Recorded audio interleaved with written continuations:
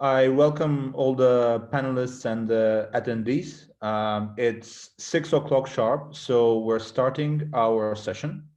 And may I ask the panelists to start their cameras as well. Welcome to the first, the inaugural In Conversation online session with the entrepreneurs.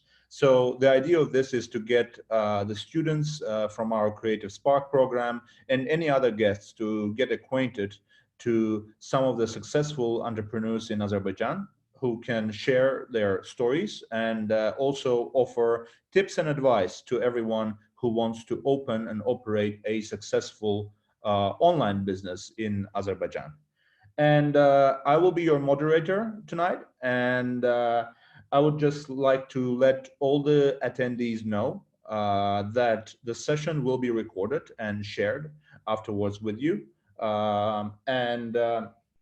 If you have any questions during the presentations by one or more of our panelists, please leave all questions in the chat box. And once we'll select the most popular questions, and I will ask them from the attendees during the Q&A. I think we're ready to start with that said. And our country director of the British Council office in Azerbaijan, Mr. Samar Shah, will introduce the session. Samar, over to you. Thank you very much, Aina. Salam, everyone. I can't see all of you, but I hope you can see me and hear me loud and clear. My name is Samar. I'm the country director of the British Council in Azerbaijan. It's my pleasure to welcome you all to this first online webinar of our In Conversation with Entrepreneur series in Azerbaijan, and actually for any other countries who have dialed in. I know this is a difficult time for all of us. I'm sitting at home in Baku. You're probably also watching this from your house. I know it's been a challenge for all of us, because of the lockdown, because of the restrictions. But I think it is in times like this, we need to reach out more to each other, to stay connected and to share our experience and then to support each other. And that's exactly why we have launched this series to support entrepreneurship in Azerbaijan. So this is part of our program called Creative Spark. So some of you may have heard, Creative Spark is a 5-year program the British Council has launched 2 years ago to support universities and students to develop enterprise skills and creative economy across 7 countries in this region, including Azerbaijan. And so far, the program has gone from strength to strength. We have set up 7 partnerships between Azerbaijan and UK universities, and they have impacted on so many students and teachers and young people who have the ambition and the dream of building their own business.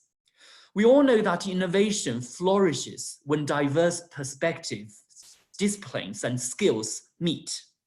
So that's why we are creating this virtual platform to bring you together and to give you the opportunity to meet successful entrepreneurs like the 2 speakers we have invited today, who will share with you their stories, their experience, and any tips on how to build your own business in Azerbaijan.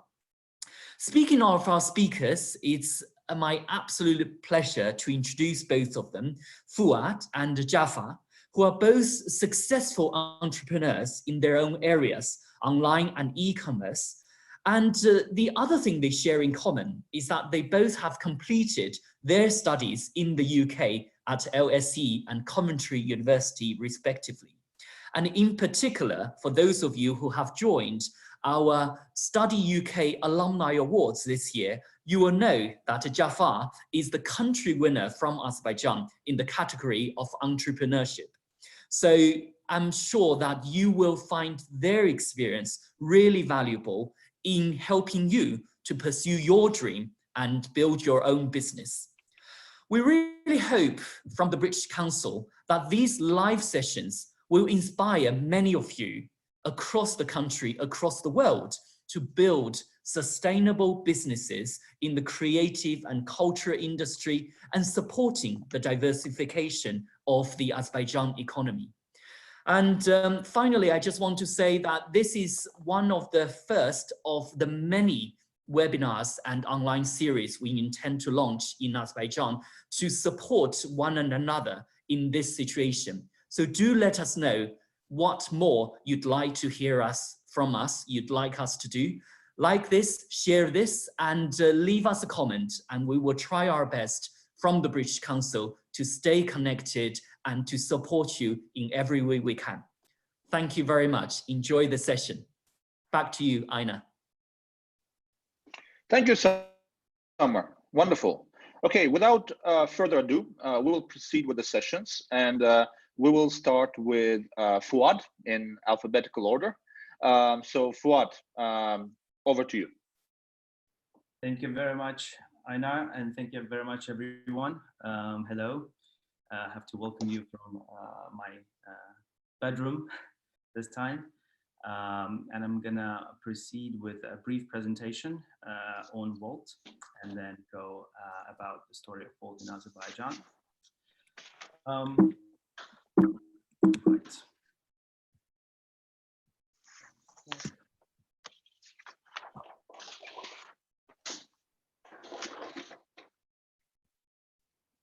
Can everyone see the presentation? Yes, we can see it, Fuad. Right, awesome. So I'm going to go over the Wolt as a company in a nutshell. It's a Finnish company that was established in the city of Helsinki in 2014. Currently, it operates in 22 countries and 76 major cities across the world. We recently launched in Japan, which is a very big market for us.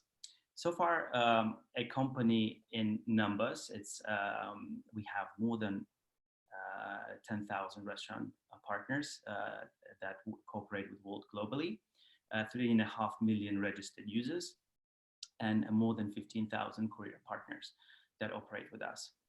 Wolt is an online food delivery company. It works via an application that you can download through an app store, Google Play, or through the web service. A little bit information about Wolt. So it's been regarded as the best rated food delivery company because of its stellar customer experience. In App Store, we score 4.8 globally, and I think the score for Azerbaijan is actually 4.9 at the moment. Distinguished best-in-class logistics product. We also tuned to operate in the smaller cities as well. For example, the city of Baku, with a population of close to 3 million people, is one thing, but it's really important to be able to be tuned to operate in the smaller cities of 50 or 100K population. Very quickly in response, because the customer service has been always at the top of the priority for us as a company. So for those of you who haven't had an opportunity to use Wolt in the past, I'm going to go through briefly how the application works. So once you download the application, you select a restaurant out of the available ones. Then you go through the menu. You can pick the items that you want to order. Then you proceed with the payment through a debit, credit cards, or Apple Pay. And then you have an opportunity to follow your courier as he or she takes your food to your house. The application gives 3 different opportunities: a home delivery, which is a standard way, a takeaway if you decide to pick up your food on your way home yourself, and eating in at the restaurant if you want to order food before arriving to the restaurant. A little bit about KPIs. Our basically targeted delivery time is to remain under 35 minutes, which we've been able to adhere to ever since registering and starting to operate in Azerbaijan. Back time is under 15 minutes. And when we say back time, it's literally how long your food is in the back between the restaurant and your house. So to make sure that it doesn't get cold. And the rating, this is a different rating that our customers give us through the app after they receive their food. Some of the recognitions globally. So Apple's Editor's Choice winner. We've been regarded as hottest startup in Europe by Wired magazine.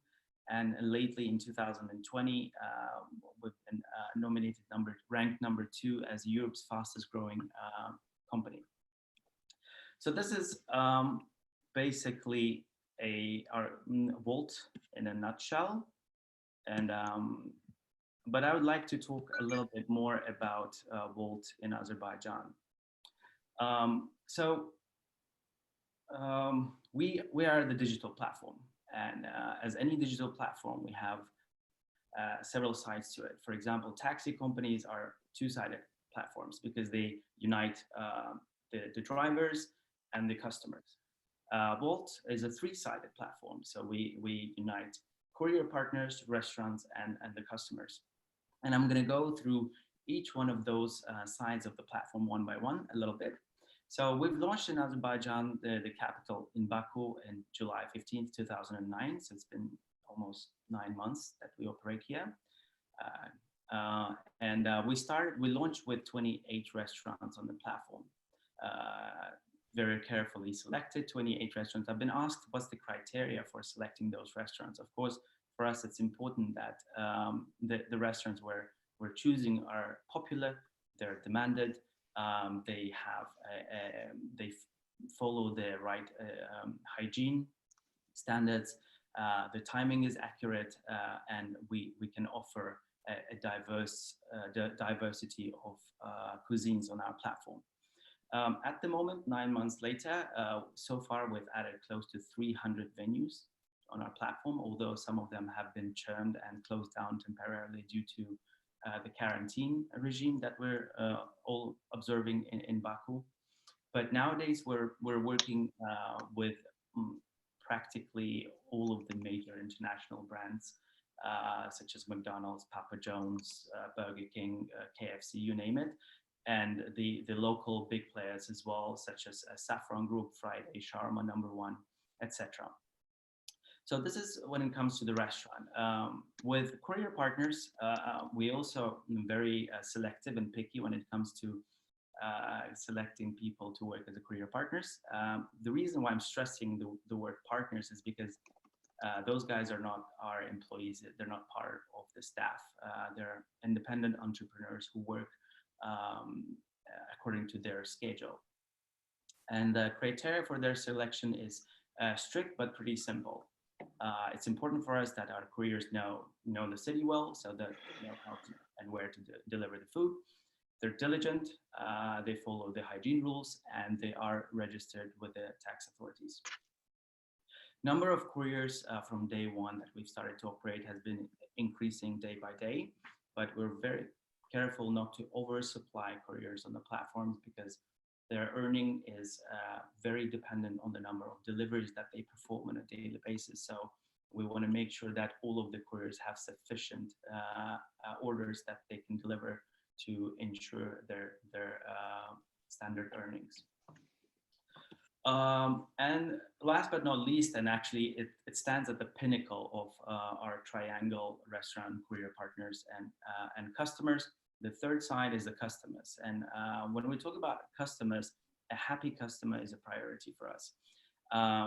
I've heard a lot among my friends saying that people are saying that we are very active in digital marketing channels and we're everywhere, which is partially true. But for us, the key indicator is the returning customers. So the level of retention that we get. A person can try something out. If they're not happy, they're never going to return back. So it's much more important to sustain and retain the customers rather than just reaching out to as many people as possible. And to ensure that, of course, the quality of service is the key parameter and key factor that we pay attention to.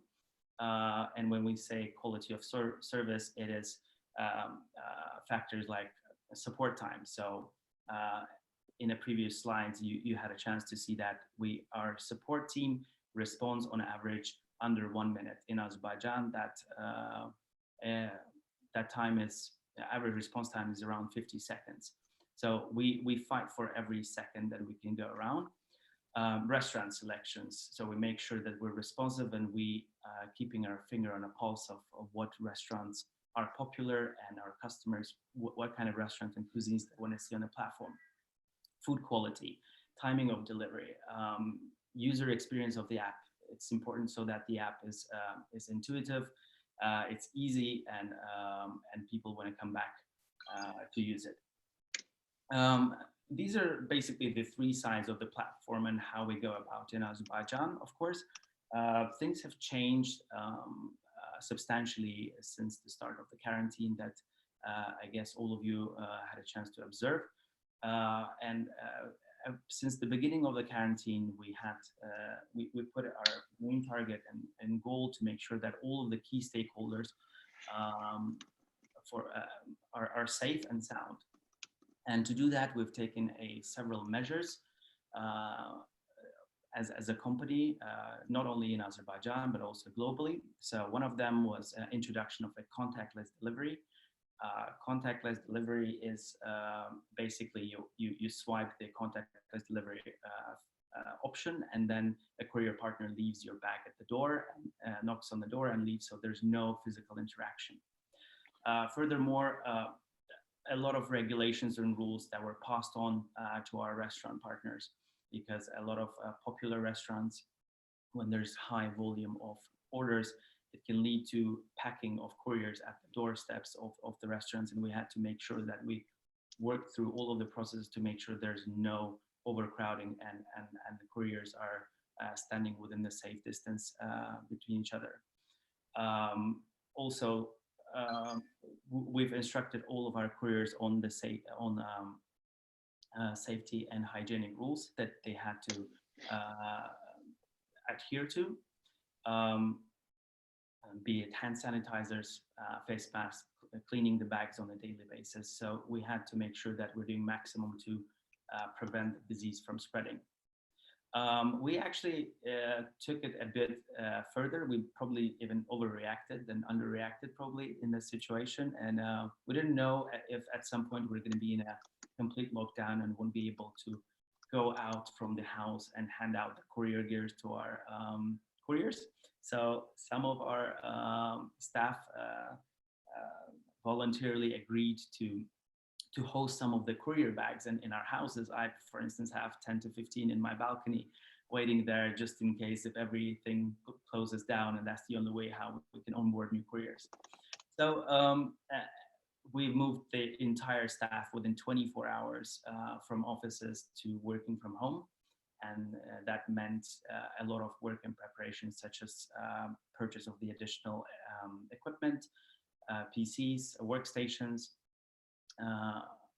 We onboard in regular life, we onboard restaurants and we onboard couriers using the onboarding materials, training materials. We've switched those to the online ones with the online tutorials to make sure that all of those onboardings can continue and there's no showstop due to the lockdown that we're currently experiencing. What was really, really important for us is at these hard times to be close to our community, to our citizens, and to our restaurants. Because when people are locked down, they're sitting at home, it's really, really can get annoying to cook every day. So people might want to order some things that they're not being able to cook at homes. And we wanted to make sure that we're here for them at these difficult times. At the same time, supporting our local restaurant community was one of the primary targets for us as well. And because international brands that work globally seem to be more financially stable and resilient, and it's really, really important to support the local smaller shops and players during these times, because the delivery was the only channel left there for them to maintain their sales and to pay for rent and salaries of the employees. So we took some measures with regards to that as well. We extended the delivery time by 1 hour. So now we deliver until 1 a.m. You can make order until 1 a.m. in the morning. We expanded the zone of delivery by 15% since the start of the quarantine. We also diversified and added through pharmaceutical stores to our platforms. Previously, we only worked with restaurants and cafes with ready food. Of course, advertised and marketed much more visibility to the local restaurants on our platform and our social media. Of course, these are just a few measures that were taken by us as a company. And I'm guessing we have a lot of attendees today, people who are UK alumni and studied in the UK. It's a pleasure and honor for me to share my experience with you guys. I myself, being an alumni of LSE, I did a master's in management of digital innovation. I was studying topics such as Internet of Things, artificial intelligence, blockchain, and we were wondering and asking our professors that maybe 5 to 10 years from now, these technologies are no longer going to be hot topics and they're going to become obsolete. Does it mean that our education will no longer be applicable? And the answer was that we were taught how to any that comes around in the market to be able to approach it strategically and decide whether it is the right idea to implement something for this particular business or business model without following just bluntly following any hype. And that turned out to be very useful and helpful in my personal day-to-day work. I would like to slowly finalize this monologue with a little bit of personal story that I'd like to share with you guys. And at Wolt, when you join the company, you shortly after you get sent to the headquarters, which is in Finland, for an onboarding to understand how the company works, to get to know your peers. And then we met, it was the first time I met with our CEO and founder, Mickey. And I remember one of our peers asking him a question: how would you be able to summarize Wolt or describe Wolt in one sentence? And he said, no matter how high your head is above the cloud, it's always important to keep your feet on the ground. And I think that was a time where I kind of tried to understand the core values that is shared by this company. And it's, of course, the humbleness is not the only one, but it's one of the things that people try to stick to, and it is embedded into a core DNA of the values of the company. These are also things like being a crazy optimist and believing in your strength and that everything will turn out just great. Being grateful to the community we're serving that helps us to flourish from zero to where we are today. And grateful to all of your colleagues. Absence of fear. We all can make mistakes, and not to be afraid to fall down and get up on our feet and actually admit on those mistakes that we've made. I think these are the things that I personally have observed as an embedded culture of this company. Of course, things are changing and industries are evolving. So we used to service only restaurants, and today we've added pharmacy stores, and tomorrow maybe it's going to be groceries. And so the way we work, we will always adapt and adjust to the requirements of the times. But I think things that have remained unchanged are the key values that I thought would be useful to share with you guys. And on this note, I'm guessing this is my 2 cents into the story of Wolt Azerbaijan. And I will let you guys answer the question whether it was the right time or the right way to enter the market. Yeah. Thank you, Fuad. I felt this was very engaging and also very personal, which is, has at least given me many insights. And I would actually like to start with a question. So we'll have a QA for the next 5 minutes, and I'll start actually. So basically, we have on the call quite a few young people who want to be entrepreneurs in the future, or perhaps they're already working on that. So my question to you is, my first one: where do you start as an up-and-coming entrepreneur if you want to do business in Azerbaijan? That's my first question. And the second question is, what do you think is the biggest myth about doing business in Azerbaijan? Right. Well, first of all, I think it would be fair to say that I'm not quite the entrepreneur myself, because I am not the founder of the company. It was already established overseas. So I'm managing this business in Azerbaijan. So I think it is really important. Like, a lot of people have a big, they put a lot of weight onto the idea, but I think the devil is in details, and it's how you implement things. Because I've attended a lot of startup events in the UK during my LSE program. And I came across people who were afraid to share their ideas amongst other people. Maybe someone will take their idea and stuff like that. And the practice shows a big venture capitalist attending our uni was telling that it is not only about the idea. A lot of things are actually have to do with how you implement and how well you thought everything through. So I think this would be very, very important and not to be undermined. Speaking about biggest myth about doing business in Azerbaijan, I think Azerbaijan is a very comparatively young market. And of course, to enter the market and then create something that is internationally competitive is very, very hard. But it does not mean that it's impossible. So today we have a lot of opportunities, be it from the government side, financing wise, tutoring wise, mentoring wise, that can help people to make their ideas come true. So I think although it is quite hard, but it's hard in a lot of places again, it is still possible. I don't know if that answers the questions. It does, yes. I will now go to the questions from the audience, and I would like to apologize beforehand to all attendees. We have quite a few questions, and we're still sticking to the time limit, and I will choose the most interesting ones. So Turkan asks, is it more important in your management of business to basically direct it according to the customer's wishes, or more to assert your own vision of the company?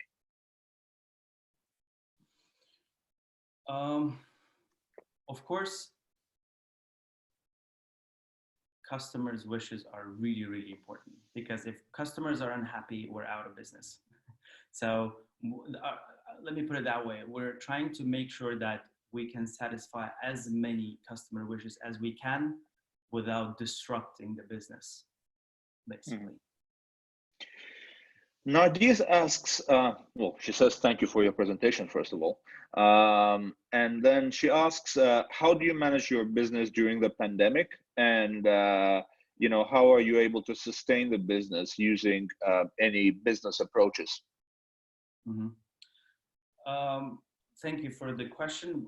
I briefly touched upon measures that we've taken during the pandemic. So besides making sure that we're safe and sound, I think the important thing is to maintain the right level of communication with everyone, because it's so easy when you get up in your shorts, get in front of your computer, and the day goes by until you go to sleep. But it's important to make sure that everyone is up to date, that everyone knows what they're doing, because it's the first time we're dealing with market situations like we have right now, and no one is prepared for that. And it's important to talk things through. In addition, we've been trying to do our best to be as responsive as possible to the restaurant community, because a lot of venues have shown a tremendous interest to join the platform, and that's very understandable. So in these hard situations, trying to make sure that you can maintain the right level of communication, set the right expectations, I think was one of the key aspects that I would pay specific attention to. Okay. Razia asks, what was the biggest challenge at the start of your business? We'll talk about Wolt Azerbaijan, I think, specifically.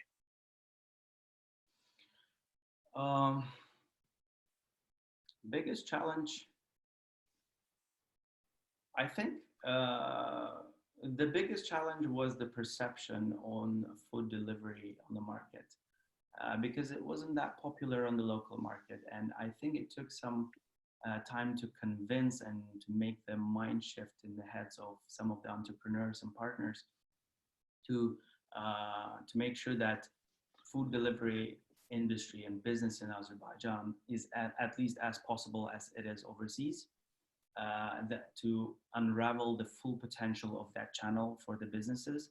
And ultimately, like any business, we want to make sure that we don't generate just cash, we bring in certain value. So for people to try out something that is extremely quick, that is very intuitive and simple, so to turn into a habitual thing for the users, I think to introduce basically the popularity of the service on the market on a different level was the biggest challenge. One more question. Are there females working as Wolt couriers? No, not in Baku. maybe sometime in the future, but overseas, we predominantly operate in the European markets, and there we have quite a few female couriers who work shoulder to shoulder with the male ones.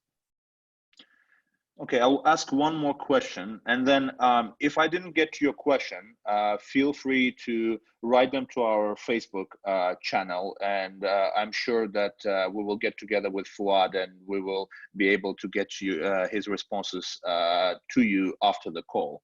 And the last question is here. Okay, so we have a couple of questions that are sort of about the same topic. It's about students developing their own apps and their own sort of e-services websites on the net. So how do you think that the market is already adapted to them? Like, do you think they have potential now at this stage, and you know what to do about it? So like how to best use this potential? Mm-hmm. Speaking about the market, I myself, back in 2012, tried to launch one new application, and with a friend of mine, and that all went down the drain. So it wasn't a very successful experience for us. But the problem is that neither myself nor my mate, we were programmers or coders, so we're trying to get our head around things. So when we're talking about Wolt, we have more than 100 coders, developers sitting in the city of Helsinki and working on the program. So it's easy for me to judge. But probably I've heard some of the success stories in Baku, and I know that with the globalized world that we live in right now, it's so easy to outsource a lot of the parts of the program and to different other countries as well. So I personally believe that, although I haven't failed in that myself, but I believe that it is something that's possible. So if someone has a good idea and believes in that idea, it's definitely worthwhile trying it. Thank you, Fuad. Yeah, that's all. I apologize in advance to all the attendees who didn't get their questions answered. There's quite a few here. If you want a specific questions to get answered, it's very easy. Just write to our Facebook page and we will get back to you. Thank you, Fuad, once again. That was very engaging. So we will proceed with the second of our speakers today. Jafar, are you ready? Yep. Hello, everybody. Hope you're all doing great, and hope you're all full of energy, because I will share with you some important suggestions which will lead you in your journey to success. For those who don't know me, I am Jafar NAJAFOV. I have also studied in UK. I have graduated from Coventry University. I have got multiple worldwide known certifications. I am also Study UK Entrepreneurial Alumni Awards winner last year. And as a serial entrepreneur, I have founded JOOPZY when I was 17 years old. It was my first internet business. I have founded it together with my partner, Ruslan Mirzazadeh, who is now working at Google Cloud as a product marketing manager. And we sold the company in 2009. It was like one of the first exits in Azerbaijan startup ecosystem. Then later I founded Gen Design company. With Gen Design, I was building websites. I was launching marketing campaigns for the companies, for the clients. And I must say that I have learned and gained lots of experience along the way. And as a developer, I have developed more than 50 mobile apps and games. Some of my apps won awards. Some of them received investments. It's got even support from Facebook. And some of my apps was featured on App Store as in the best new apps category. They have been featured on TechCrunch, BuzzFeed, Gizmodo, and etc.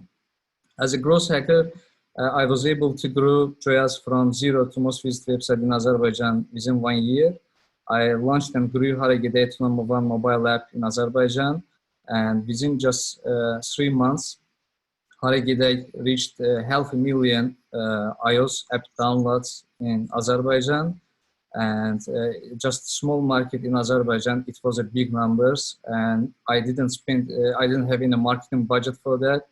It was with the help of organic installs and is just media coverage. Currently, I am founder of JOOPZY. JOOPZY is an e-commerce store. It's selling innovative gadgets to all over the world. When I first started JOOPZY, I didn't have budget to have inventory for all the products. So I used drop shipping model. For those who don't know what's drop shipping, it's you start business with no inventory. When customer orders product, you get those products from your supplier and send it to your customer. For now, we have suppliers in China, Europe, and in the United States, and the business is fully automated. When customer orders, the order directly goes to the supplier, and supplier fulfills the order. Almost everything in JOOPZY is mostly automated. Even our social network, even the sharings on social network, even the ads we share on Google Ads, even the ads, even Bing ads, Google ads, Facebook ads, most of them are automated. And right now, JOOPZY has 50% of the traffic organic. The rest of the 15% of the traffic comes from social, and 15% direct traffic. And this is a big achievement for us. So far, we have shipped over 8,000 orders to almost all countries in the world, except some countries in Africa. We haven't shipped any orders yet.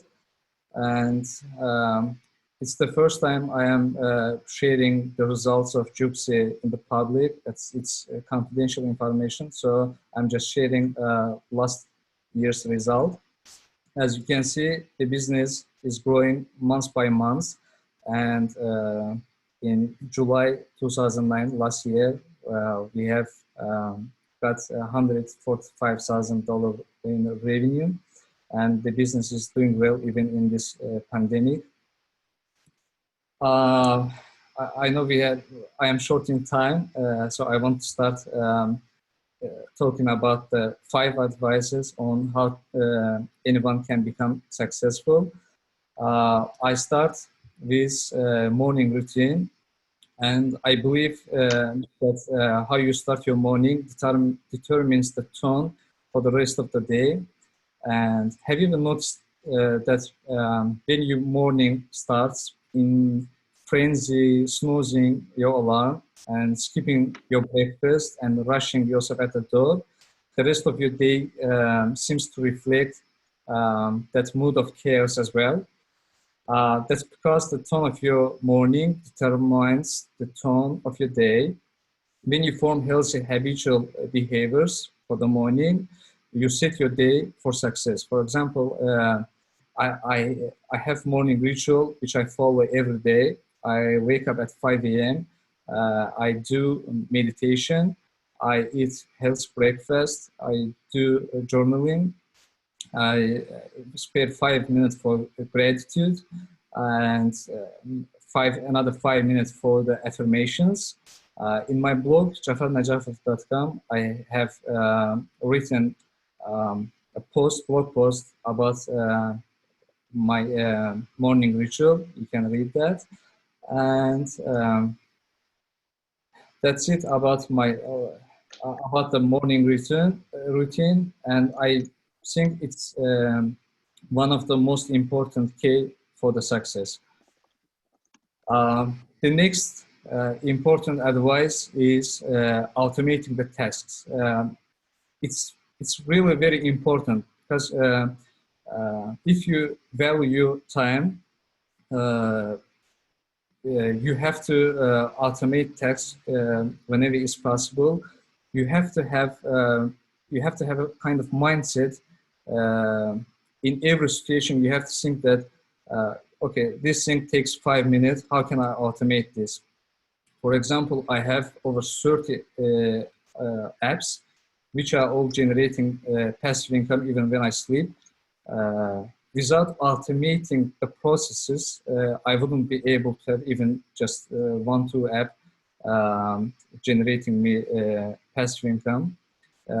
I was able to do this by hiring development teams in India, in Ukraine, and they are doing all the maintenance for the apps. They are updating the app and they are taking care of my apps. And not in the business, in every areas of your life, it's important to automate. Even in your house, if there is something if you're a woman, let's say, if you have to clean the house each day, you can just buy a vacuum cleaner robot and it can clean it and you can save time. So you have to have that kind of mindset and try to automate tasks. And I believe that it's very important ingredient for the success. And the third one is you are the average of the 5 people you spend the most time with. It's really very important because we are some of our five friends in which we surround ourselves with the most. We earn the same income, we go to the same place, we do the same thing, we think the same thoughts. And if you were to look at your 5 close friends, you have got to ask yourself this one question: who are my leaders and where are they taking me? In other words, are my leaders taking me to the right direction? And you need, I believe that you need people who are inspiring, who are more skilled, who are more smarter than you. People who knows that you need to do what you have to do to get to the next level. And the truth is that the people that you're looking for are also looking for you. It's not really hard to find them, but you have to find them. So this is also very important to surround yourself with 5 good people who are smarter than you. Set higher goals and believe. My first suggestion is you have to set higher goals and you have to believe, because goals make you stretch. They help you to become more of who you are, and most importantly, you have to believe that you will accomplish your goals. And very important part is to believe. I would tell just one story. When I was finishing my studies in the United States and returning back to Azerbaijan, I said everything is going perfect and something bad is going to happen. And the next day, I fell down from the bike and broke 2 of my arms. And in another time, I said, something is going to happen. And I was attacked by 4 strangers in the street. And thankfully, I didn't have any injury. But after that, I said, I have that thinking pattern. So if I think good, maybe good things will happen. And one of my friends suggested me that to read a book by Napoleon Hill, Think and Grow Rich, and Secret Book by Rhonda Byrne. And after reading that, I changed my thinking pattern to positive, and positive things became to happen. So I always set higher goals, and I really believe it. It's a saying that fake it until you make it. That's true in my experience.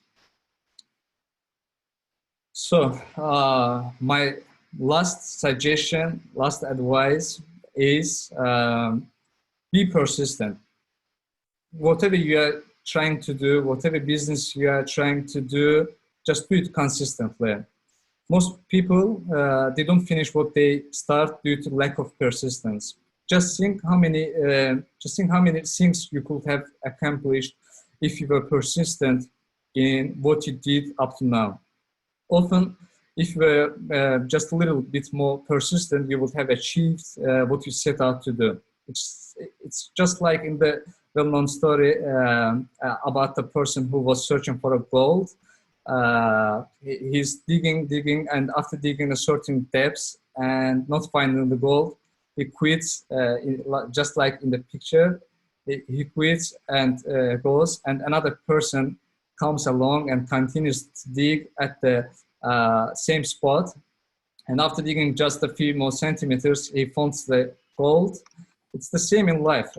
You need just to persevere and not quit. And you have to be persistent.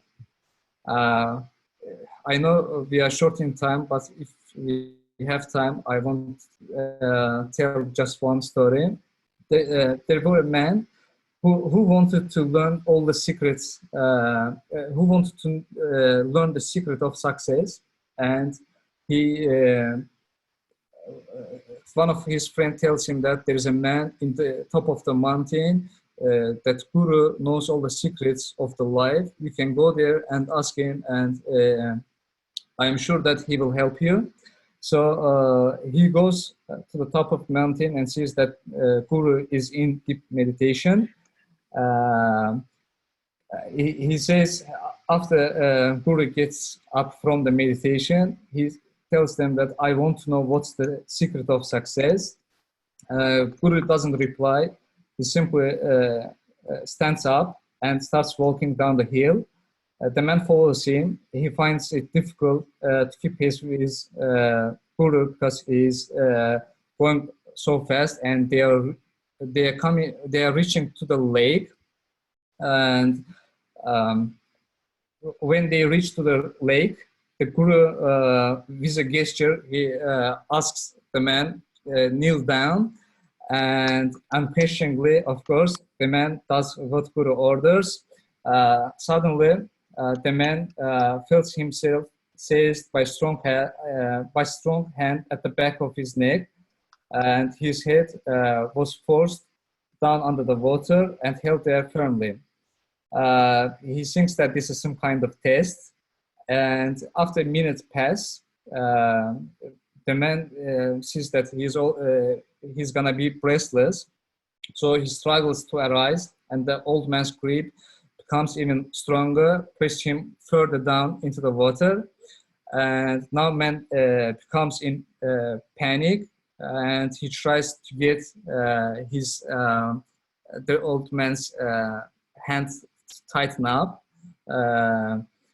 and precious second pass, but the guru doesn't take his hand, and he thinks that he's going to die. Just as he was about to give his hope, the man let go his hand, and the man gets up and tells that, "Are you crazy? You almost killed me." And the guru stares at him, and the first time he tells him that, "Man, you wanted to know the secret of success, don't you? Here it is. you remember just a few minutes ago how bad you wanted to take that next step, breath of air, next breath of air. When you want success that badly, you will have it. That's the secret of success. So guys, if you want success as bad as you want to breathe, if you want success as bad as you want to sleep, you will be successful. Sooner or later, you will be successful. And thank you for your time. Thank you, Jafar. I actually have a lot of questions from you from the panel. So, you know, I won't waste time with my own questions. So let's go. So Nargis G, she asks, you know, all over the world, basically, you know, e-commerce businesses are probably rising because of the lockdown conditions. But in Azerbaijan, the society, well, some parts of society rely a lot on cash. So do you notice this switch from cash to like cashless payments, or you know, how do you feel the effects of lockdown, basically? Actually, with JOOPZY, with our e-commerce business, we are selling to all over the world, not just Azerbaijan. We are selling to all over the world. So we always take only cards. We don't accept cash payments. When we started, we test cash on delivery, but we had headaches with that. So, and when we expanded to globally, we couldn't handle cash on delivery. So we always took money in cards. And in this pandemic, it didn't affect us too much because before we were selling things for people's wants. We were advertising something and people were buying for their wants. But in this pandemic situation, it's changed from wants to needs. Now we are selling stuff which people need. That's masks or gloves, this kind of things. And actually, our revenue is much better than the last year because we managed to change the stuff we are selling to from the wants to the needs. I hope I was able to answer the question. Yeah. Thank you, Jafar. I have a few questions here that are sort of around the same topic, and that is, how much do you need to know in IT or like, you know, technology to start an online business, whether in Azerbaijan or globally, you yourself? Actually, you don't need to know so much about IT because it's like 2020 and everything is so advanced that we just there are platforms like Shopify or with WooCommerce you can build website without any programming, without knowing any programming language. And in my blog I have step-by-step instructions on how people can create the e-commerce store. And with drop shipping model, as I am doing it myself, and you don't need to have inventory. You can just have photos of the products from the suppliers on your website, and you can sell thousands, millions of the products on your website, and you can automate everything. Starting from customer support, it's also can be automated with the help of AI. You can automate everything. To answer your question, you don't need to know programming language to start online business, and you don't need too much budget. If you buy just domain, which is the name .com, if you buy your domain name for your website and hosting, you can start your online business and make good income from e-commerce websites. I'll ask now two questions in one. They're from Hande and Shujaat, and I could combine them, I think. So the first question, what's unique about your business that distinguishes it from everything else? And the second questions are, who are your competitors and how do you compete with them?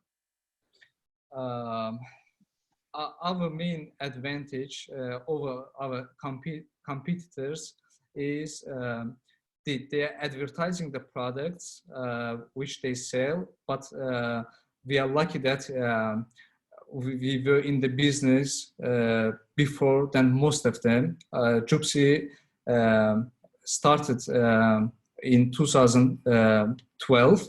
It was founded in 2010, but the dropshipping model started in 2012. So we were indexed fast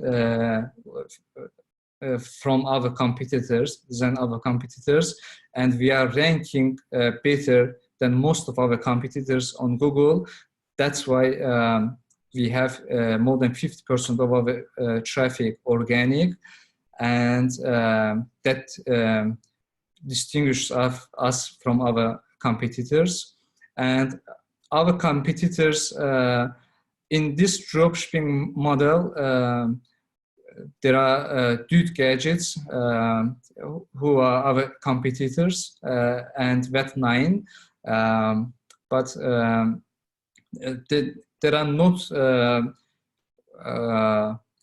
big competitors who we see as a threat, because it's just ours is just small niche. We are just selling innovative gadgets. Yep, I hope I answered this question. Great. I'll ask one more question and then I think it's time. The last question is, it's from Sandy. So how do you source your products and how do you adapt to changes required by the pandemic in sourcing your products? All right, it's a very nice question. We are sourcing products from China and United States.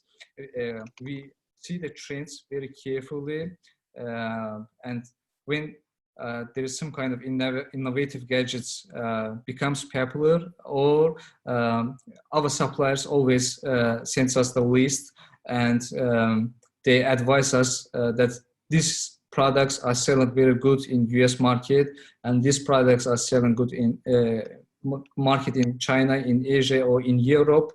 And with their advice, we don't have to buy and source that products in our inventory. We don't lose anything. We just add those products in our website and leave it there for just 1 week to see the results. And basically that's it.